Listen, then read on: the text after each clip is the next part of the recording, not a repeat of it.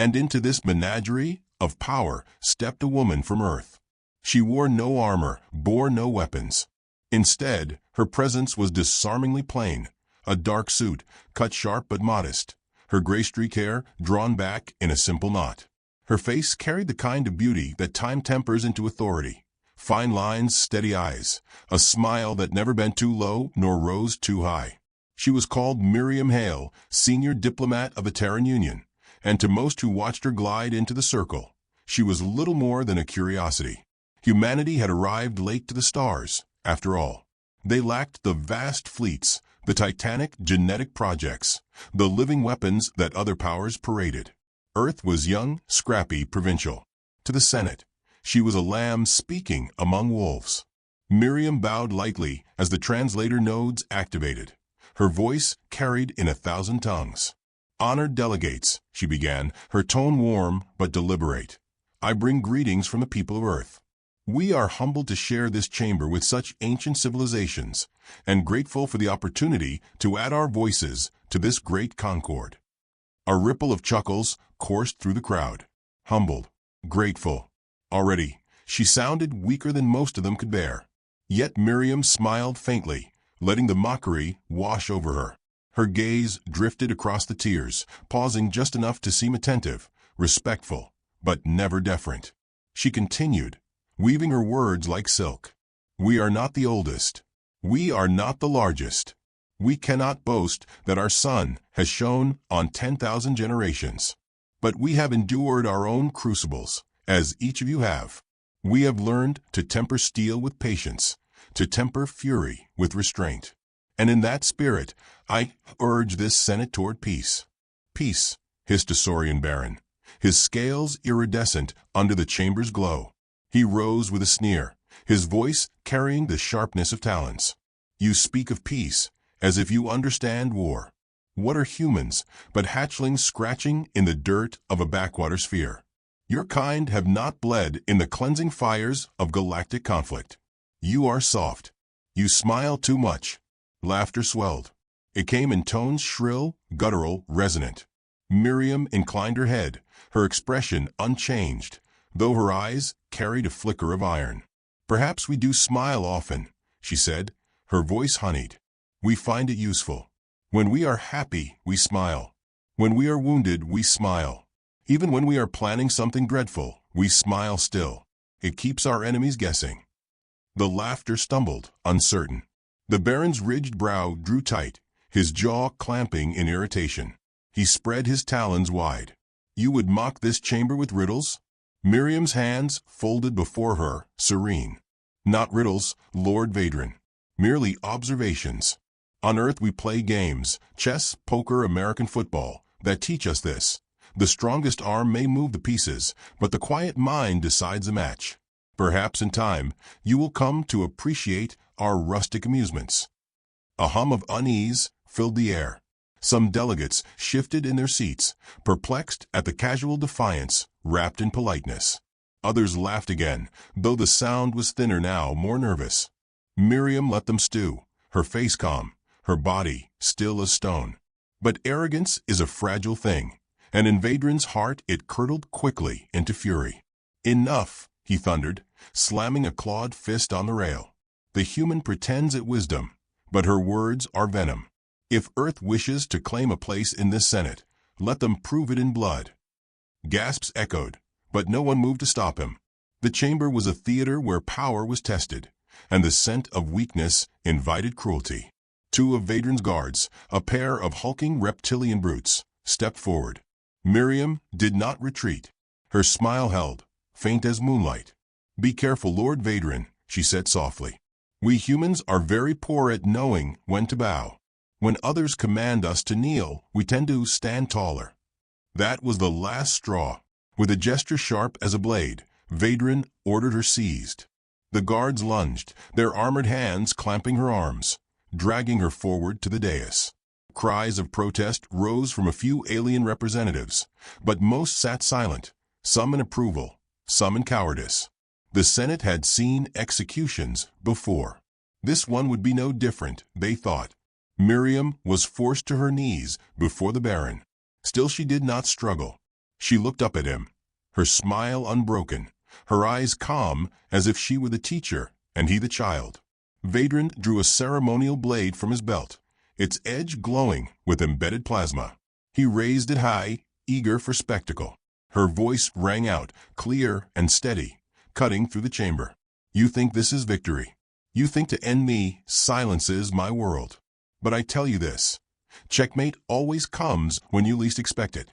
And with that, the blade fell. Silence thundered. The woman slumped lifeless, her blood dark against the dais. The laughter that had once filled the chamber had fled. Even those who had bayed for her humiliation now sat rigid, unsettled by the serenity of her final words. Vadran lifted the blade, triumphant, but there was no applause. Only whispers. Across the galaxy, the execution was broadcast in real time. Billions of humans watched their envoy's calm defiance, her last smile before the blade. Across Earth's cities, across colonies scattered in the void, silence spread like a tide. Streets froze, factories stilled, voices hushed. They did not weep loudly. They did not rage openly. They watched, they listened, and they remembered. In the Senate chamber, the delegates turned restless. One asked if such an act violated diplomatic codes. Another muttered about consequences. Vadran roared over them, proclaiming that Earth would learn its place, that weakness would not be tolerated. Yet even as he shouted, he could feel unease prickling along his scales. The woman's eyes haunted him, unafraid, unyielding, promising some consequence he could not name. Her body was removed without ceremony, taken to a cold chamber far below. No anthem, no recognition, just another primitive extinguished. The Senate returned to squabbling, convincing themselves the matter was finished. But in quiet corners, whispers began. The elder of a crystalline race murmured to her attendants, "Do not mistake their silence for surrender." A vaporous scholar adjusted his containment globe and said, "Humans, they smile even when threatened. This is not a species easily cowed." Few listened. Pride is deaf as well as blind. Back on Earth, a storm gathered. Leaders met behind sealed doors. Generals exchanged glances that spoke volumes without words. Soldiers shared grim smiles in barracks and hangars. Across oceans and deserts, shipyards lit up like bonfires, working through the night. Not with rage, but with precision. Not with fury, but with patience.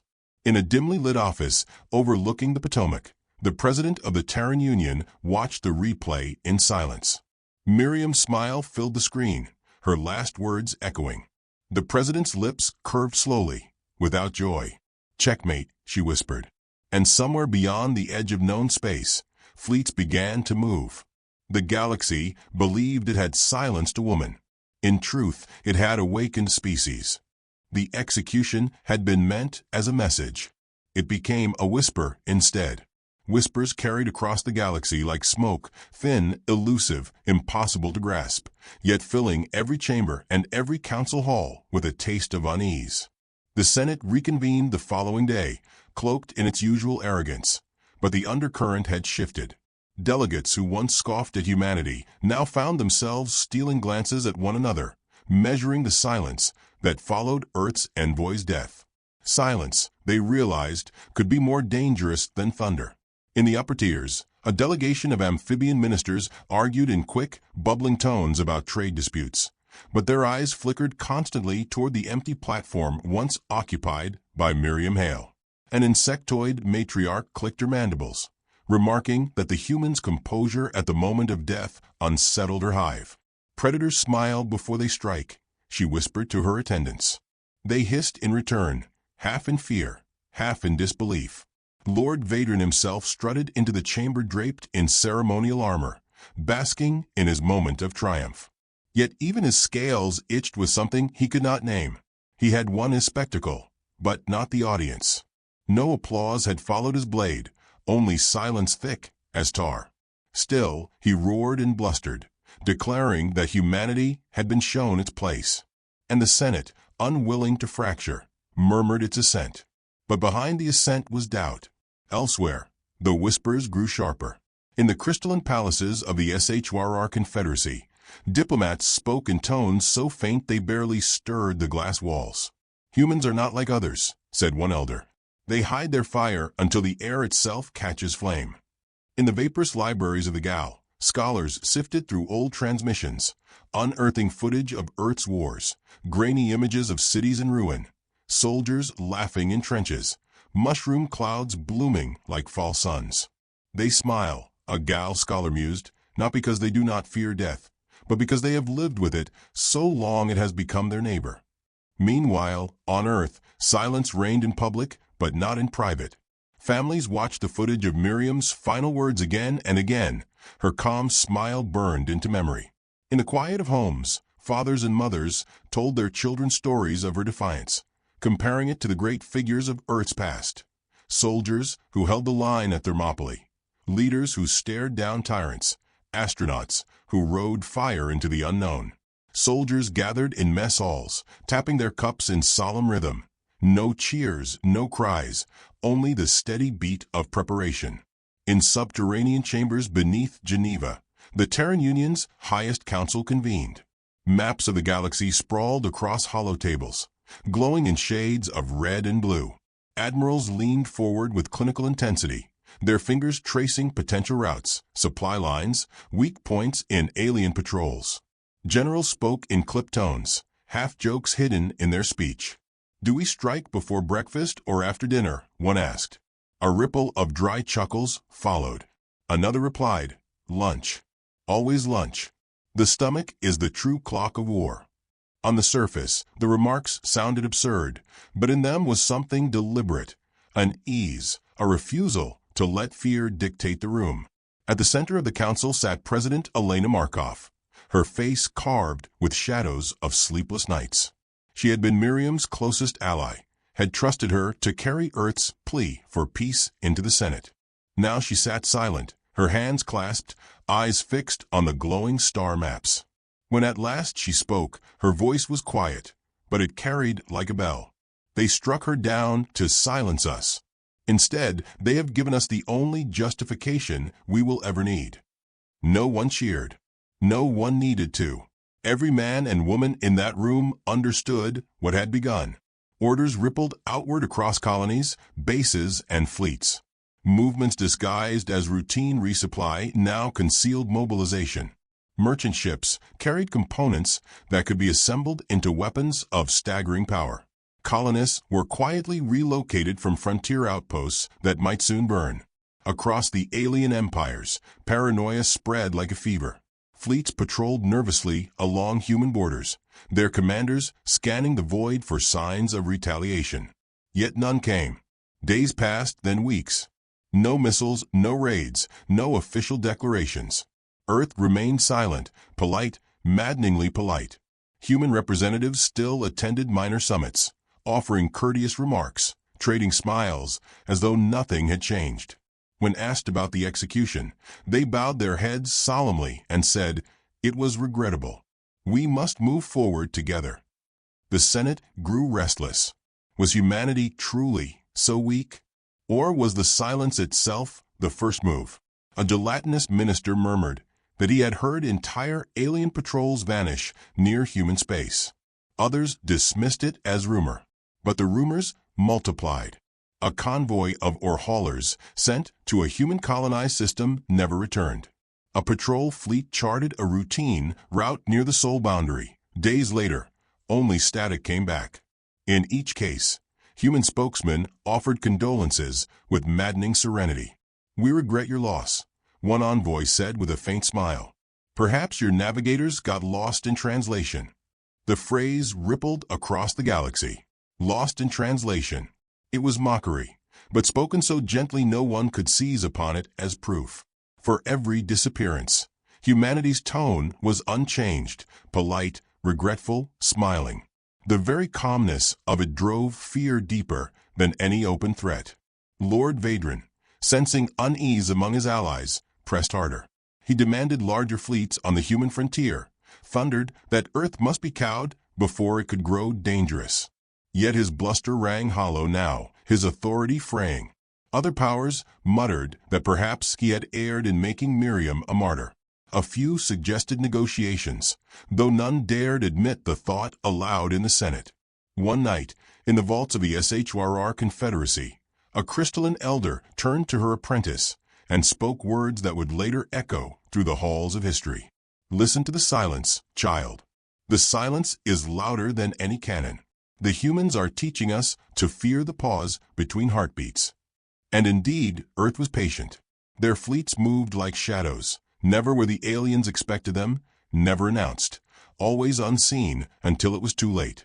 Convoys arrived intact, patrols vanished, bases shifted supplies without warning. Aliens began to whisper of ghosts in the void, of humans who could appear and vanish at will. The truth was less mystical and far more dangerous: calculation. Humanity had studied the patterns of its enemies, mapped their arrogance, and begun to play the board as if it were a chess game. In an officer's mess on Mars, a young lieutenant leaned back in his chair, laughing at a joke told by an older colonel. "Do you think they realize yet?" the lieutenant asked between chuckles. The colonel shook his head, sipping his coffee. "Not a chance. They see us smiling, cracking jokes, singing old country songs. They think we're simple. That's the trap. Let them think it." On Europa's icy outposts, soldiers carved graffiti into bulkheads. "Hail smile." On the walls of starship corridors, her last words appeared in chalk, etched by weary hands. "Checkmate always comes when you least expect it." The phrase became mantra, prayer, battle hymn. The aliens, meanwhile, argued among themselves. Some insisted that humans were bluffing, their silence nothing but fear wrapped in bravado. Others swore the disappearances meant war was already underway, fought in the shadows. In one chamber, a vaporous scholar whispered to a colleague, "If this is fear, it is the kind that hunts." Weeks later, the first undeniable sign arrived. A Senate scout ship limped back from a border patrol, its hull seared, crew half dead. The captain, delirious, babbled of traps laid in asteroid fields, of human ships appearing from nowhere, striking with precision, then vanishing before pursuit. "They smiled," he croaked, before collapsing. The report rattled through the Senate like thunder. Lord Vadran demanded vengeance, but fewer voices echoed him now. Too many had heard the whisper turn into a growl. Too many felt the cold certainty growing, that humanity was not reacting in anger, but acting in design. And then came the broadcast. It was brief, a simple transmission sent across the galaxy, bearing the seal of the Terran Union. A woman's voice, calm and clear, filled every chamber, every hall, every ship. "We regret the tensions of recent weeks. Humanity desires nothing more than peace. But peace requires trust. Trust has been broken. And when trust is broken, there are always consequences." The message ended with no threats, no declarations, no demands. Only that one word: consequences. In the Senate chamber, silence followed. No laughter, no jeers.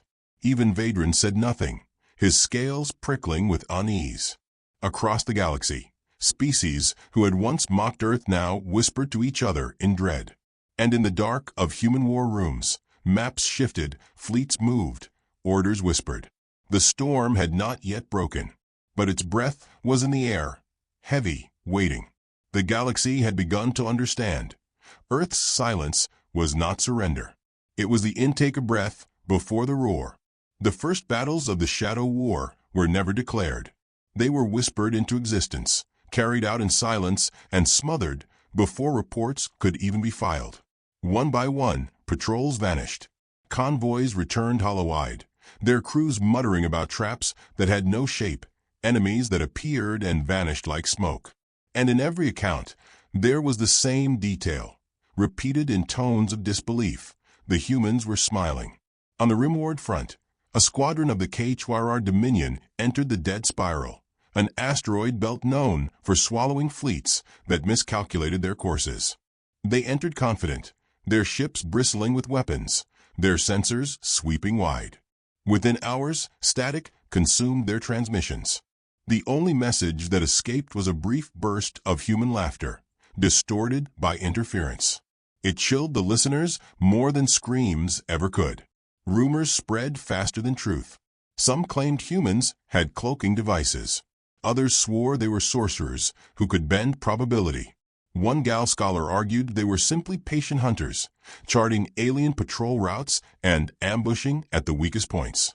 Predators do not need magic, he told his colleagues. They only need hunger. In truth, Earth's strategy was both simpler and deadlier. They had studied the arrogance of their enemies, learned their rhythms, their blind spots. Their fleets did not fight head-on. They bled their enemies dry by cutting convoys, ambushing reinforcements, turning supply routes into graveyards. For every alien fleet, there seemed to be a human ship waiting in the dark, silent until the first strike. In a Senate chamber grown tense with fear, Lord Vadran thundered for war. "They skulk like vermin," he roared, his claws slamming against polished stone. "Crush them openly and be done." But his words rang thin. Delegates shifted uneasily, their eyes haunted by the stories piling up. Every attempt to strike back at humans ended the same way. Ships lost, crews vanished. Survivors returned muttering about smiles. Meanwhile, in human command rooms buried deep under Earth's crust, the tone was far lighter. Admirals stood over star maps littered with markers, coffee cups scattered like trophies across the tables. General Marcus Holt, a broad man with an easy grin, leaned back in his chair and observed the Galactic board as though it were a Sunday puzzle. "So," he said, his voice casual, "do we gut their eastern flank before breakfast, or shall we let them sweat through lunch first?" Admiral Kira Stone smirked, brushing a strand of hair from her face. "Lunch, always lunch. Nothing ruins a man's appetite like watching his fleet vanish." The officers chuckled, the laughter sharp but never cruel. Humor was their armor, a shield against the enormity of what they were orchestrating. They spoke in jokes, in poker metaphors, in football plays. But behind the levity was ruthless calculation. Reports trickled in. Alien convoys rerouted in panic. Senate chambers in uproar. Vadran foaming with fury. Holt tapped a finger against Miriam Hale's name etched at the top of the strategy board. "For her," he said simply. No further speeches were needed. The room nodded, solemn smiles passing from face to face. The war in the shadows escalated. In the dust rings of Aerith 9, humans lured a Saurian fleet into a field of mines disguised as abandoned cargo containers. When the first container detonated, the explosion set off a chain that lit the void like fireworks. Survivors swore they heard human music playing faintly over their comms, a cheerful country tune about trains and whiskey. On the frozen moons of the Vel, alien outposts found their systems fried by electromagnetic pulses. The only clue left behind were graffiti scrawled into walls, a rough smile drawn in chalk. "Hale's smile," the soldiers called it. Soon, the symbol became a ghost story whispered across alien barracks. If you saw the smile, you were already dead. Not every engagement was one-sided. The Empire struck back where it could, destroying outlying human colonies, seizing resource depots. Each time, the Senate broadcast their triumphs, declaring humanity weakened, retreating. But even as they crowed, their fleets continued to vanish, their confidence chipped away piece by piece. Like a boxer wearing down his opponent, humanity never swung wildly. They jabbed, waited, jabbed again. For the aliens, the psychological toll was worse than the casualties. Soldiers muttered that humans laughed when shot at, that they sang when their ships burned. Prisoners taken from skirmishes unnerved their captors with politeness. "Thank you for the hospitality," one soldier told his interrogator with a smile before biting down on a capsule that denied them any secrets. To the aliens, this mixture of charm and ruthlessness was incomprehensible. Within the Senate, fractures deepened. The crystalline SHYR whispered for caution, fearing humanity's patience. The insectoid matriarchs hissed that war would bleed their hives dry. Only Vadran roared for escalation, his pride refusing to bend. "Strike them openly," he demanded. "Break their worlds until none dare smile again." But others wondered quietly if Miriam Hale had foreseen this very unraveling. On Mars, General Holt received intelligence reports with a smirk. "They're chasing shadows," he remarked. "Good. Keep them busy." He leaned over the table, eyes glinting. "And prepare the net. Time they learned we weren't just poking around. We've been drawing them in. The net was a strategy months in the making. Human fleets had been retreating with deliberate precision, leaving trails of bait for alien forces to follow. Each ambush, each disappearance, was not random but part of a larger design. Bit by bit, the aliens were being funneled toward a star system marked innocuously on their charts as Calories 12, a system seeded with hidden human outposts, fortified asteroid bases, and weapons buried beneath ice and rock. The aliens never saw it. Their arrogance blinded them. When Vadran assembled a coalition fleet, hundreds of ships from across the Empire, and hurled it toward the human frontier, he believed he was marching to decisive victory. Crush them, he proclaimed before the Senate. End this farce of shadows. The chamber roared, though unease lingered behind the cheers. From the bridge of his flagship, Vadran looked upon his fleet and felt his pride swell. Let them smile now, he hissed. We'll see how they smile in death. But far away, aboard the hidden stations of Calories 12, human commanders watched the alien armada enter their trap. Admiral Stone clasped her hands behind her back, her expression calm, her voice almost kind. Poor bastards, she murmured. General Holt grinned beside her, lifting a coffee mug in a mock toast. Checkmate, he said softly. The alien fleet advanced deeper into the system, unaware of the net tightening around them. Mines activated, drones launched, asteroid bases stirred awake. Human ships emerged from the void in perfect synchrony, cutting off escape routes. The first salvos struck like lightning, ripping through alien hulls before they could even raise shields. Vadran's roar of outrage echoed across comms, but it was swallowed by chaos. His fleet splintered, ships colliding in panic, cries of terror mixing with static. And amidst the fire, human voices broke through comms, calm, polite, mocking. Terribly sorry for the inconvenience, one captain said as his missiles tore through a battleship. But your fleet seems to have sunk. Happens to us sometimes, Titanic, you know. The aliens had no reference, but the laughter that followed chilled them nonetheless. Battle raged for hours, but the outcome was never in doubt. Humanity had designed the board, and every move the aliens made was already anticipated. One by one, their ships died. The void burned with wreckage, glowing embers drifting like funeral lanterns. When the smoke cleared, half the coalition fleet lay destroyed, the rest scattered in disarray. Vadran's flagship limped away, wounded and humiliated. He had sought to prove humanity weak. Instead, he had delivered his armada into their jaws. Across the galaxy, the news spread like wildfire. For the first time, the Empire had suffered a crushing defeat at the hands of the primitive humans. Whispers turned to fear, fear to dread. If this was what humanity accomplished in silence, what horrors awaited when they finally chose to roar? On Earth, Admiral Stone stood before her officers, her voice quiet but resolute. This is not victory, she said. It is only the beginning. They killed Miriam Hale to silence us. Instead, they have given us the board. Now we will play. General Holt raised his mug again, grinning. To the next move, he said. But in the void beyond Calories 12, a darker truth lingered. The trap had been too perfect, too elaborate. The ease with which the aliens had fallen into it could only mean one thing. Miriam Hale's death had not merely been answered. It had been anticipated. Humanity had wanted the galaxy to strike first.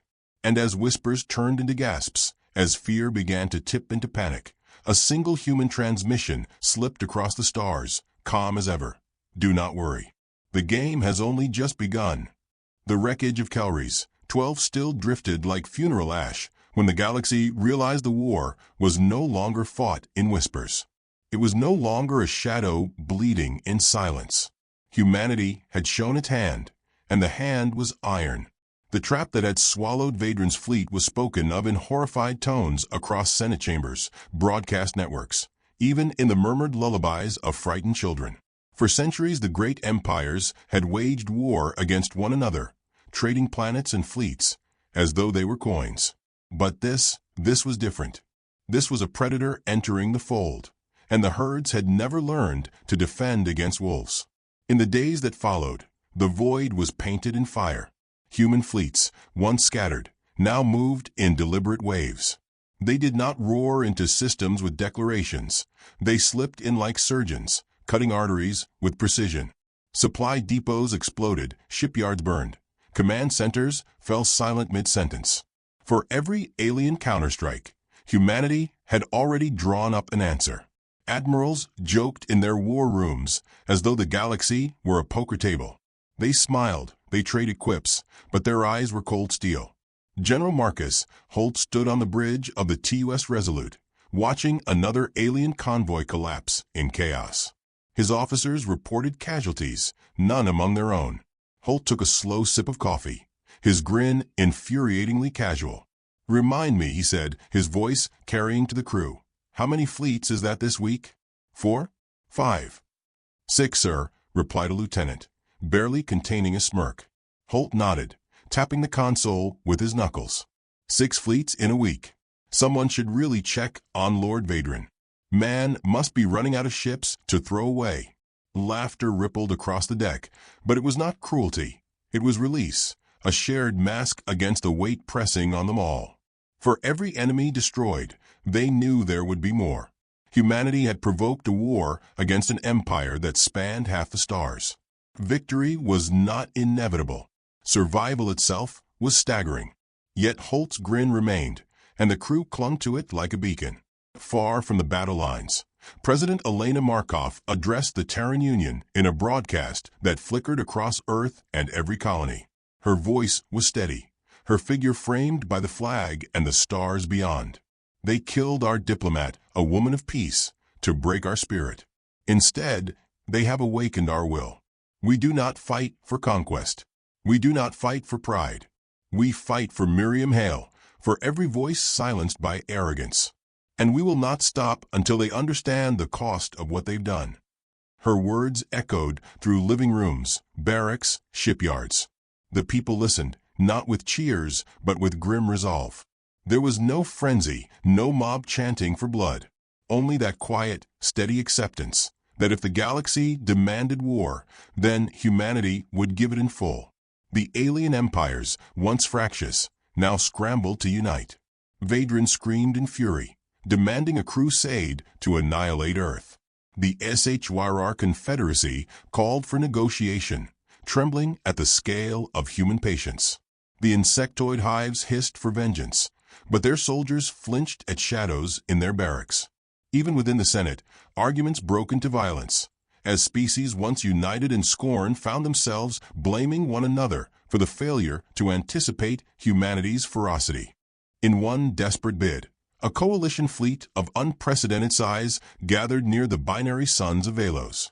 Hundreds of ships bristled with weapons, their commanders vowing to crush humanity in a single decisive strike. "They are but one world," Vadron roared before his armada. "One world. We will burn it until its oceans boil, until its people beg for chains." The fleet surged forward with confidence. They found nothing but silence waiting. Then, as they entered the system's heart, the trap revealed itself. Human forces did not meet them head-on. Instead, the very suns themselves flared with unnatural violence. Star-forged weapons, hidden in the coroni, ignited in dazzling storms of plasma. The coalition fleet disintegrated in waves, hulls collapsing, crews screaming into static. Survivors fled in terror, whispering that the humans had weaponized the stars themselves. Whether truth or rumor mattered little. Fear was the weapon, and it struck deeper than any missile. Reports poured into the Senate, each more horrifying than the last. Convoys turned to ash. Outposts silenced overnight. Fleets scattered like frightened prey. And through it all, humanity's broadcasts remained polite, maddeningly polite. "We regret the disruption," one transmission said after annihilating a garrison. "But you must understand, this is what consequences look like." Alien soldiers began to desert. Civilians whispered that to face humans was to invite death with a smile. A new phrase spread like contagion, the smile in the dark. Some said it was Miriam's ghost haunting the galaxy. Others swore it was the grin of every human soldier they faced. Either way, It hollowed the will of entire worlds. Yet humanity's leaders were not blind to the cost. On Earth, casualty lists grew. Ships were lost, colonies evacuated, soldiers buried. Behind the humor and bravado, grief festered. Holt stood one night in the quiet of his cabin, staring at Miriam Hale's picture projected above his desk. For once, the grin was gone. He whispered, "We're burning the galaxy for you. God help us, I hope it's worth it." His voice cracked, but when he stepped back onto the bridge, the grin had returned. His soldiers needed it more than he did. The climax came not in a single battle, but in the slow collapse of the Empire's will. One by one, worlds capitulated, not from military defeat alone, but from the gnawing realization that humanity would never stop. They would bleed, they would burn, but they would never kneel. Vadran raged, but even his allies began to slip away, unwilling to feed more soldiers into the maw. And then came the revelation. Hidden in the archives of the Terran Union was a message from Miriam Hale herself, recorded before she left for the Senate. It was broadcast now across every human fleet. Her voice, calm and warm, filled the void. "If you are hearing this, then I have not returned. Know this, my death was not failure. It was the spark. They will think they silenced us. But you, each of you, will prove them wrong. Let them laugh at our smiles. One day they will understand what those smiles meant." The message ended, and silence followed. Across ships and colonies, soldiers bowed their heads. Across alien worlds, those who intercepted the broadcast felt the dread deepen. Humanity had not stumbled into this war blindly. They had prepared for it, planned for it, even expected it. The diplomat's death was not only tragedy, it was a match struck against tinder long laid. The Senate fractured at last. Civilizations that had once jeered humanity now scrambled to beg for peace. Delegates whispered that perhaps they should have listened to the SHRR elder who warned against mistaking silence for weakness. Others muttered that Vadran's arrogance had doomed them all. The chamber that once rang with laughter now rang with fear. And in the heart of that fear, a human transmission cut through, clear and unflinching. It was General Holt, his grin wide, his voice dripping with polite charm. "Ladies and gentlemen of the galaxy," he said, "let us be clear.